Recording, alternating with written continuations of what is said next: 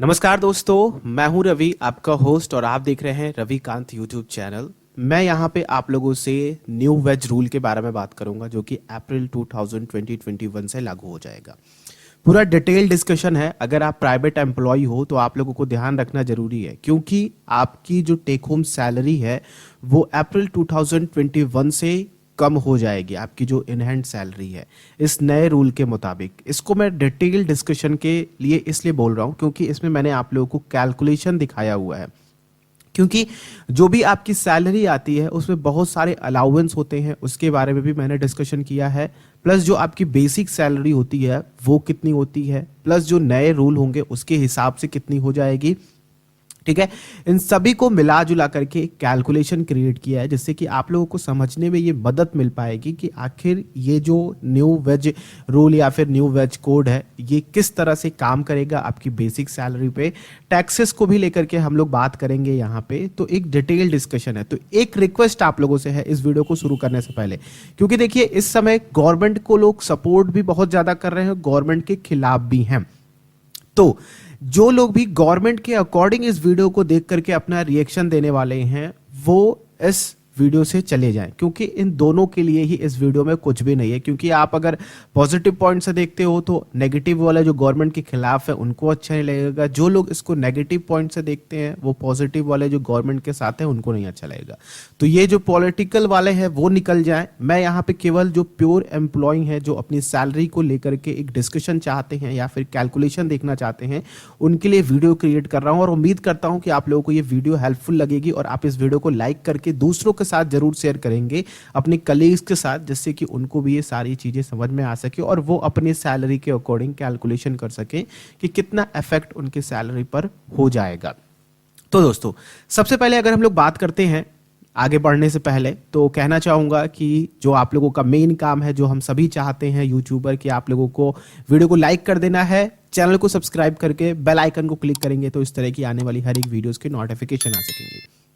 तो हम आ गए हैं अपनी वीडियो पे। तो वीडियो में दोस्तों सबसे पहले चीज हम समझते हैं कि जो भी आप लोगों की ग्रॉस सैलरी आती है, जो आप लोगों की एनुअल सैलरी बन जाती है, या फिर अगर हम लोग मंथली सैलरी की बात करते हैं, ठीक है, तो जो नेट सैलरी आपकी आती है उसमें आपका होता है बेसिक सैलरी, ठीक है, प्लस होते हैं आप लोगों के तमाम तरह के अलाउंस जो कि आप लोगों को कंपनी की तरफ से मिलते हैं। अब ये जो बेसिक सैलरी होती है ना दोस्तों, ये आप लोगों की टैक्सेबल इनकम होती है, और ये जो अलाउंस होती है अगर आप इसके अंतर्गत हैं तो आप लोग इसके लिए आईटीआर में दिखा करके टैक्स रिटर्न भी ले सकते हैं, ठीक है, यानी कि छूट ले सकते हैं।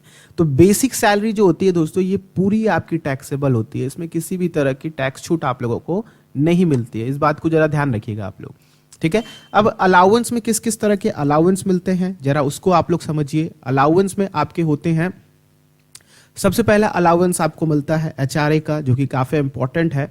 ये आप लोगों को 25% तक मिल जाता है। वहीं पे अगर हम बात करते हैं डीए यानी कि डियरनेस अलाउंस, ये होम रेट अलाउंस है। और हम बात करते हैं मेडिकल की, तो यहाँ पे मेडिकल अलाउंस भी आप लोगों को मिलता है। एलटीए दोस्तों ये आप लोगों का एक ग्रॉसली मिलता है, जो कि हम बात करते हैं लीव ट्रैवल अलाउंस की, ठीक है, ये लीव ट्रैवल अलाउंस होता है। वहीं पे मेडिकल इंश्योरेंस आप लोगों का कराती है, तो ये आप लोगों की सोशल सिक्योरिटी में आ जाता है। प्लस आप लोगों का ओवर टाइम वगैरह होता है, तो ओवर टाइम वगैरह मिला करके ये आपकी पूरी सैलरी जो है डिसाइड होती है, ठीक है। ये आपकी बेसिक सैलरी प्लस ये कुल मिला जुला करके आपकी जो ग्रॉस सैलरी होती है वो डिसाइड होती है, ठीक है। ये मिली और ये मिली, ये आपकी दोनों मिला करके सैलरी होती है। ये आपकी मंथली सैलरी बनती है। ये क्लियर हो गया आप लोगों को। सैलरी में दोस्तों जो ये आप लोगों की बेसिक सैलरी है प्रेजेंट रूल के अकॉर्डिंग ये 30 to 40%, ठीक है, इससे ज्यादा नहीं हो सकता, 30% से कम नहीं रखा जा सकता, ठीक है। ये आपकी बेसिक सैलरी होती है, आपके पूरे नेट सैलरी की जो भी मंथली इनकम आती है। और ये जो अलाउंस होते हैं दोस्तों ये आपके होते हैं 60 to 70%। अब यहां पे दोस्तों ये वैरी करता है एम्प्लॉय टू एम्प्लॉय। अगर मान लीजिए कि नीचे तबके का एम्प्लॉय है तो उसको क्या है कि यहाँ पे जो बेसिक सैलरी होगी वो 40% तक मिलेगी, ठीक है। वहीं पे अगर वो बड़े तबके का एम्प्लॉय है, थोड़ी अच्छी इनकम उसकी है, तो उसको जो अलाउंस मिलते हैं वो 70% तक मिलते हैं। अब जो नया वेज रूल है उसके अकॉर्डिंग क्या होगा, इसको हम समझते हैं।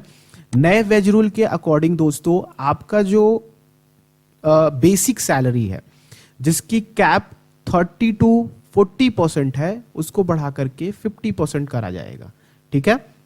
ये न्यू है, ठीक है, न्यू वेज के अकॉर्डिंग है। वहीं पे आप लोगों का जो अलाउंस है उसको भी कम करके 50% कर दिया जाएगा, यानी कि जो 70% तक का अलाउंस था उसे घटा करके 50% तक कर दिया जाएगा। अब ये HRA, DA, MA, LTA, MA, over time, ये सारा कुछ आप लोगों का कम हो जाएगा जो कंपनी की तरफ से अलाउंस मिलता था, और ये जो आप लोगों की बेसिक सैलरी है ये बढ़ जाएगी। अब इसका सबसे पहले हम लोग फायदा समझ लेते हैं, ठीक है, कि इसका हमें बेनिफिट क्या होने वाला है। बेनिफिट दोस्तों जो सबसे बड़ा है वो ये है कि हमारी सोशल सिक्योरिटी जो है वो बढ़ जाएगी। सोशल सिक्योरिटी में क्या आता है दोस्तों, सोशल सिक्योरिटी में आता है मेडिकल इंश्योरेंस, और हमारा ग्रेजुइटी, फिर हमारा आता है रिटायरमेंट पे जो भी फंड आता है, ठीक है। रिटायरमेंट पे क्या जाता है हमारा PF, और जो कि 12% होता है मिनिमम हमारी बेसिक सैलरी का, ठीक है। अब बेसिक सैलरी का जो ये कंट्रीब्यूशन है यहाँ पे जो आप देख रहे हैं ये कंट्रीब्यूशन बढ़ जाएगा। तो ये जो आप लोगों का यहाँ पे देखिए, थोड़ा सा और मैं इसको कर देता हूं, ये जो बेसिक सैलरी यहाँ पे देख रहे हैं दोस्तों आप लोग, ये पेन से जो मैं हाईलाइटेड कर रहा हूं यहाँ पे, ये 50% हो जाएगा। तो ये जो PF का कंट्रीब्यूशन है आप लोगों का वो 12% होगा, तो ऑटोमेटिकली ये बढ़ जाएगा, ठीक है, क्योंकि बेसिक सैलरी आपकी बढ़ गई। हम लोग आगे कैलकुलेशन में देखेंगे, ठीक है। अब यहां पे दोस्तों क्या है कि अब जो आप लोगों को अलाउंस जहां पे मिल रहा था 50% का, जो यहां पे 60 to 70% मिल रहा है, वो सारे अलाउंस कम हो जाएंगे। जो आप लोगों को अलाउंस मिलने वाले थे HRA के थ्रू, DA के थ्रू, MA के थ्रू, वो अब कंपनी आप लोगों को कम देगी, क्योंकि आपका बेसिक सैलरी का जो कैप है वो बढ़ गया है। चलिए यहां तो क्लियर हो गया कि हमारी सोशल सिक्योरिटी रिटायरमेंट पे काफी ठीक ठाक हो जाएगी। अब इसके डिसएडवांटेज के बारे में बात करते हैं कि भैया इसका डिसएडवांटेज क्या है। डिसएडवांटेज में दोस्तों सबसे बड़ा जो डिसएडवांटेज है वो ये है कि आपकी टेक होम सैलरी कम हो जाएगी। टेक होम सैलरी ये कम हो जाएगी, क्यों? क्योंकि आप लोगों का जो PF कंट्रीब्यूशन है वो बढ़ जाएगा, ठीक है। आपकी जो बेसिक सैलरी है वो 50% तक हो जाएगी। जैसे कि मान लीजिए कि आप लोगों की नेट सैलरी जो है 80,000 है, 1 लाख रुपए है, जिसमें से आप लोगों का 30 to 40,000 बेसिक सैलरी था, जिसमें से आप लोगों का 12% कंट्रीब्यूशन होता था। अब जो 50,000 होगा अब उसका 12% कंट्रीब्यूशन होगा, ठीक है। तो इस तरह से आप लोगों का जो टेक होम सैलरी है वो घट जाएगी। दूसरी चीज दोस्तों कि आप लोगों की टैक्स लायबिलिटी जो है वो ज्यादा हो जाएगी, क्योंकि आप लोगों को अलाउंस जो है वो कम मिलने लगेगा, प्लस जो आप लोगों की बेसिक सैलरी होती है उस पर टैक्सेबल इनकम जो होता है वो बढ़ जाएगा। यहां पे आप लोगों की टैक्स लायबिलिटी ज्यादा हो जाएगी। प्लस डिसएडवांटेज इसका ये है कि आपके जो भी एक्सपेंसेस हैं, लाइक कि अगर हम लोग प्राइवेट एम्प्लॉय की बात करते हैं, मेरे जितने भी फ्रेंड्स हैं, मेरे जितने भी रिश्तेदार हैं, उनके एक्सपेंसेस क्या होते हैं कि मंथली फिक्स होते हैं। उनको पता होता है कि इनके हाथ में महीने का 50,000 रुपए आ रहा है। तो जिन्होंने भी अगर 50 लाख तक का घर खरीदा होगा, उनकी बता दो कि 20 साल तक के लिए उन्होंने लोन लिया होगा, तो ऑलमोस्ट उनका 30,000 तक का महीने का जो है वो तो EMI कट जाती है। 25 to 30,000 बचता है उनके पास 20,000 रुपीज, ठीक है, जो उनके हाथ में बचता है, जिसमें से उनके बच्चों की फीस होती है, उनके घर के खर्चे होते हैं, अलग तमाम तरह के खर्चे होते हैं। ये इनका एक फिक्स खर्चा होता है। तो ये कहीं ना कहीं उनका डगमगा जाएगा। भले ही नया वेतन आएगा तो उसमें सैलरी बढ़ जाए, क्योंकि थोड़ी बहुत सैलरी आप लोगों की बढ़ जाती है DA वगैरह के साथ, लेकिन ये चीजें कम हो जाएंगी, क्योंकि आप लोगों की जो टेक होम सैलरी है, जो आप लोगों ने पूरा कैलकुलेटेड रिस्क अपना बनाया हुआ है एक्सपेंसेस के साथ, वो कम हो जाएगा। तो ये इसके एडवांटेज और डिसएडवांटेज रहे। अब हम लोग बात करते हैं दोस्तों कि आखिर ये सारा मजमा जो है ये किस तरह से काम करता है और किस तरह से आपका पैसा डिस्ट्रीब्यूट होता है। मान लीजिए कि आपकी जो ग्रॉस सैलरी है वो है 12 लाख रुपए, ठीक है, यानी कि आपका जो भी बोनसेस वगैरह मिला करके, तो 12 लाख रुपए जो आपकी ग्रॉस सैलरी है, इसमें से दो चीजें होती हैं। एक तो होती है दोस्तों आप लोगों की एनुअल बोनस, प्लस आप लोगों की होती है नेट इनकम, ठीक है। तो यहां पे अगर आप लोग 12 लाख रुपए देखते हो तो 12 लाख रुपए में आप लोगों का एनुअल बोनस होगा। अब हम लोग क्या देख रहे हैं, हम लोग देख रहे हैं यहां पर सालाना सैलरी पे, प्लस आप लोगों का नेट सैलरी होगा, ठीक है। एनुअल बोनस जो आप लोगों को ऑलमोस्ट 20% यहां पे दिया जाता है, ठीक है। तो इसको आप लोग मान लेते हैं 2,40,000 रुपए, ये आप लोगों का एनुअल बोनस हो गया। बाकी का जो अमाउंट बचता है 12 ऑलमोस्ट 9,60,000 रुपए, ये आप लोगों की नेट सैलरी आई। अब नेट सैलरी जो आई दोस्तों, इसमें जो आप लोगों के अलाउंस वगैरह हैं, ये सारा कुछ मिला जुला करके, ठीक है, 9,60,000 में। आइए देखते हैं कि आप लोगों को कितना कितना और क्या क्या मिलता है, जिससे कि आप लोगों को ये क्लियर हो पाए कि आखिर आप लोगों का कितना बेसिक सैलरी होता है, क्या क्या सारी चीजें होती हैं। तो ये जो कैलकुलेशन है पूरा, ये 1 लाख रुपए वालों के लिए, ठीक है, 1 लाख रुपए जिनकी मंथली इनकम इसके अकॉर्डिंग होती है। तो अगर आप लोग देखते हैं दोस्तों यहां पे, तो आप लोगों को जो अलाउंस मिलते हैं उसको मैं लिख लेता हूं। सबसे पहले हमारा जो मिलेगा वो मिलेगा HRA, ठीक है। दूसरा हमें मिलेगा DA, तीसरा हमें मिलेगा कन्वेंस फीस वगैरह, जो ये सारी चीजें वहन करने का होता है, जो भी खर्चे वगैरह होते हैं, तो इसको आप लोग लिख सकते हैं। हम लोग फिर बात करते हैं लीव ट्रैवल अलाउंस की, LTA। फिर हमारा एंटरटेनमेंट पे भी मिलता है, ठीक है। ये कंपनी हमारा सारा ध्यान रखती है क्योंकि ये सारे रूल्स लिखे गए हैं, ठीक है, एंटरटेनमेंट का। फिर हमारा ओवर टाइम का भी यहाँ पे देखा जाता है। फिर हमारा होता है मेडिकल, किसी भी तरह की कह लीजिए कि इंश्योरेंस जो कंपनी ने करा रखे हैं, जो आप लोगों को PF अकाउंट के साथ मिलता है, तो वो भी आप लोगों का यहाँ पे जाता है। देखिए हैंडराइटिंग पे आप लोग मत जाइएगा, लेकिन जो भी चीजें मैं लिख रहा हूँ वो बोलता जा रहा हूँ, तो आप लोग भी इसको ध्यान से देखते जाइए, ठीक है। ये सोशल सिक्योरिटी में आता है, प्लस आप लोगों का PF जाएगा, ठीक है, जो कि 12% होता है, PF कंट्रीब्यूशन हो गया। ये दोनों चीजें दोस्तों आप लोगों की सोशल सिक्योरिटी में आती हैं, ठीक है। इनके लिए आप लोग क्लेम ले सकते हो, ये टैक्स के छूट में आ जाएंगे, लेकिन इसमें आप लोगों की कमी आ जाएगी जो भी आप लोगों का होगा, ठीक है। तो ये सारी चीजें हैं जो आप लोगों को कंपनी की तरफ से मिलता है। आइए देखते हैं कि कितना क्या क्या मिलता है।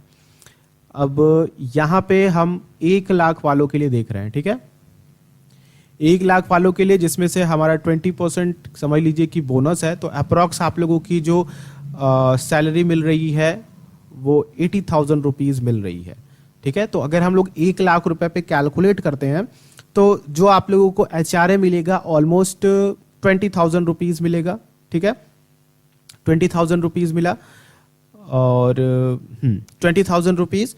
और जो आप लोगों का DA होगा अप्रॉक्स 4 to 4.10% तक होता है। तो यहाँ पे अगर हम लोग इसके हिसाब से कैलकुलेट करते हैं एक बैलेंस शीट से, तो 3,335 रुपए आप लोग इसको लिख सकते हो, ठीक है। और वहीं पे अगर आप लोग देखते हो तो इसमें आप लोगों के जो भी खर्च वाहन है उसमें 3,000 रुपए तक का आप लोगों को मिल जाएगा यहाँ पे अलाउंस। वहीं पे अगर आप लोग लीव ट्रैवल अलाउंस की बात करते हो तो ऑलमोस्ट 80,000 के हिसाब से 5,000 मंथली का मिल जाएगा, यानी कि अप्रॉक्स 60,000 रुपए सालाना मिल जाएगा। एंटरटेनमेंट का देखते हैं तो ऑलमोस्ट हमें लगभग 1.5 से 2% मिलता है। तो इसको हम अगर हम एक सैलरी के बैलेंस शीट के अकॉर्डिंग देखते हैं तो ऑलमोस्ट आप लोगों को 1,500 रुपए मिल जाएगा। ओवर टाइम जो आप लोगों को मिलता है वो मंथली देखा जाए तो 915 रुपए मिलेगा इस सैलरी के अकॉर्डिंग, ठीक है। और मेडिकल इंश्योरेंस की बात करते हैं तो इसमें आप लोगों का जो खर्चा होता है वो 800 रुपए, और कुल मिला जुला करके 9,600 रुपए का सालाना आता है। तो इसको आप 800 लिख लीजिए। PF आप लोगों के इस हिसाब से ऑलमोस्ट 4,500 12% के कंट्रीब्यूशन के अकॉर्डिंग कटेगा, ठीक है। तो अब आप सोच रहे हो कि ये किस किस हिसाब से लिखा है, तो ये एक बैलेंस शीट है दोस्तों जो मैंने 80,000 की सैलरी वालों से उठाया हुआ है, जिनकी ग्रॉस सैलरी जो आती है वो 12 लाख रुपए 1 लाख रुपए होती है, ठीक है, मंथली की। तो आप लोग उसके अकॉर्डिंग देख सकते हो। अगर मैं इसको परसेंटेज के हिसाब से लिखूं तो ऑलमोस्ट 25%, ठीक है। डीए आप लोगों का 4.16%। ये सारा कुछ मैंने कैलकुलेट किया हुआ है, ठीक है। इसको आप लोग अपने हिसाब से भी कैलकुलेट करके देख सकते हो और अपने जो बैलेंस शीट है उससे आप लोग मिला सकते हो। लीव ट्रैवल अलाउंस की बात करते हैं तो ये आप लोगों का 6.25% आप लोगों की पूरी ग्रॉस सैलरी की। वहीं पे एंटरटेनमेंट पे आप लोगों को कंपनी 1.8% का अलाउंस देती है। और ओवर टाइम पे अगर हम बात करते हैं तो ओवर टाइम पे ऑलमोस्ट 1.14% का अलाउंस मिल रहा है। मेडिकल पे आप लोगों को ऑलमोस्ट 800 रुपए है, तो यानी कि 1% तक का अलाउंस। और यहाँ पे पीएफ में तो आप लोगों का 12% का अलाउंस है ही, ठीक है। तो ये सारे जो है ये परसेंटेज में आपके अलाउंस है। तो आप लोग इसको एक बार जरूर देखिएगा और अपने जो भी सालाना की बैलेंस शीट है उससे आप लोग मिलाइएगा कि किस तरह के खर्चे इसमें मिल रहे हैं कि नहीं, ठीक है। तो ये आप लोगों का पूरा इस समय के अकॉर्डिंग जो प्रेजेंट सिनेरियो के अकॉर्डिंग है वो मिल रहा है। अब यहाँ पे क्या होगा दोस्तों कि आप लोगों की जो बेसिक सैलरी है, बाकी की जो ऑलमोस्ट यहाँ पे 40,000, मैंने बेसिक सैलरी तो लिखा ही नहीं इसमें, जो आप लोगों की मेन चीज है जिसको मुझे समझाना है आप लोगों को, ठीक है। और आपकी जो बेसिक सैलरी है वो आप लोगों की 40,000 रुपीज होगी, ठीक है। 40,000 रुपीज ऑलमोस्ट 40% होगी। तो कुल मिलाकर के ये जो आप लोगों का आ गया ये ऑलमोस्ट 100% हो जाएगा, ठीक है। आप लोग जोड़ लीजिएगा, बहुत अच्छी मैथमेटिक्स नहीं है मेरी, लेकिन मैंने आप लोगों को पूरी समझाने की कोशिश करी है। अब यहां पे देख रहे हैं कि मैंने मैक्सिमम कैप 40,000 रुपीज पे रखा हुआ है, ठीक है। आप लोगों को अलाउंस जो सालाना मिल रहा है इसमें आप लोग ये सारा जो है अलाउंस इसको आप लोग क्लेम कर सकते हैं 2,40,000 रुपए। डीए बात करते हैं तो आप लोगों को सालाना 40,000 रुपए मिल रहा है। वहीं पे अगर आप लोग देखते हो कन्वेंस की तो यहां पे ऑलमोस्ट 36,000 रुपए, और यहां पे आपका 60,000 रुपए। आपके एंटरटेनमेंट के लिए 18,000 रुपीज, आपके ओवर टाइम के लिए 11,000 रुपीज, और वहीं पे आपके मेडिकल इंश्योरेंस के लिए 9,600 रुपीज, और पीएफ का आपका जो कंट्रीब्यूशन होगा सालाना वो 50,400 के आसपास का होगा, ठीक है। तो ये सारी चीजें आपको मिल रही हैं, ठीक है। इसमें आप लोगों को मेडिकल हेल्प भी मिलती है जो कि आपका ऑलमोस्ट महीने का 1,250 रुपए होगा इस सैलरी के अकॉर्डिंग। मैंने इसमें लिखा नहीं है, मैं लिख देता हूं जिससे कि आप लोगों को पूरी डिटेल मिले।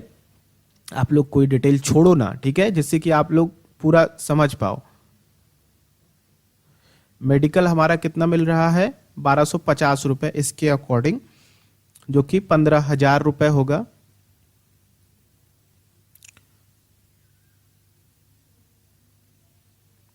तो ये सारी चीजें हैं दोस्तों जो आप लोगों को यहां पर मिल रही हैं आपके बेसिक सैलरी के साथ साथ अलाउंस में, ठीक है। तो ये पूरी आप लोगों की ग्रॉस सैलरी बनती है। तो अगर आप लोग यहां पे कैलकुलेट करते हो तो ऑलमोस्ट आप लोगों का जो सालाना होगा वो 12 लाख रुपए आ जाएगा। तो ये 12 लाख वालों के लिए बैलेंस शीट बनती है, ठीक है, जिसमें आप लोगों का बोनस है प्लस आप लोगों की ग्रॉस सैलरी है।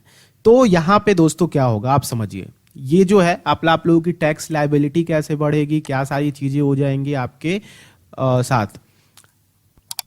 तो देखिए यहां पे क्या होगा कि एचआरए का जो अलाउंस आप लोगों को मिल रहा है वो कम हो जाएगा। अगर 50% आप लोगों की जो भी बेसिक सैलरी हो जाएगी, मान लीजिए कि 80,000 है आपका, तो आपका जो 50% हो जाएगी 1 लाख के अकॉर्डिंग। तो आप लोगों को यहाँ पे 50,000 रुपीज जो है वो बेसिक सैलरी पे होगा। अब 50,000 रुपीज को आप लोग 12 से मल्टीप्लाई कीजिए, ठीक है। 12 से मल्टीप्लाई करेंगे तो ऑलमोस्ट 6 लाख रुपए आ जाएगा। अब 6 लाख रुपए ये जो आया दोस्तों, इस पे आप लोगों को टैक्स देना पड़ेगा, ठीक है। इस पे किसी भी तरह की छूट नहीं मिलेगी आप लोगों को। तो ये टैक्सेबल इनकम हो गई आप लोगों की। अब यहीं पे 40,000 होता जो कि आप लोगों का 40% तक होता, तो इसको आप लोग करते हैं तो ऑलमोस्ट 4,80,000 रुपए होता, ठीक है। तो इस पे आप लोग किसी तरह की टैक्स देनदारी नहीं होती। वहीं पे अगर आप लोग आते एचआरए के थ्रू HRA के थ्रू आते दोस्तों, तो HRA में भी आप लोग क्लेम कर सकते थे। यहाँ पर भी अगर आप लोग किसी रेंटल प्रॉपर्टी पे रहते हो, DA भी आप लोग यहाँ पे मिल ही रहा है आप लोगों को, प्लस जो भी अलाउंस मिल रहे हैं उसके लिए आप लोग ITR में क्लेम कर सकते थे। लेकिन यहाँ पे अब आप लोग नहीं कर सकते क्योंकि आप लोगों की जो बेसिक सैलरी है वो ऑलरेडी टैक्सेबल इनकम में आ जा रही है। ऐसे ही दोस्तों आप लोगों की सैलरी अगर 90,000 है, 80,000 है, 40,000 है, 50,000 है, 30,000 है, तो वो सारी यहाँ पे अफेक्ट होंगी, ठीक है, क्योंकि आप लोगों को अलाउंस नहीं मिल रहा है। साथ ही आप लोगों के जो भी खर्चे हैं जो आप लोगों ने डिसाइड करा है उसमें थोड़ी सी आप लोगों को मगजमारी करनी पड़ेगी।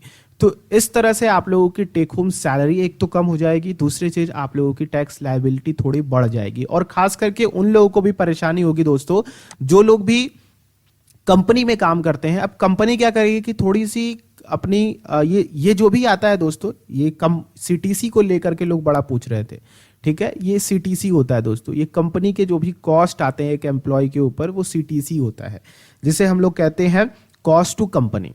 तो ये जो CTC होता है इसको ये कंपनी के ऊपर ज्यादा पड़ जाएगा, क्योंकि जो आप लोगों का 12% का कॉन्ट्रीब्यूशन है उतना ही कॉन्ट्रीब्यूशन PF में कंपनी भी करती है, ठीक है।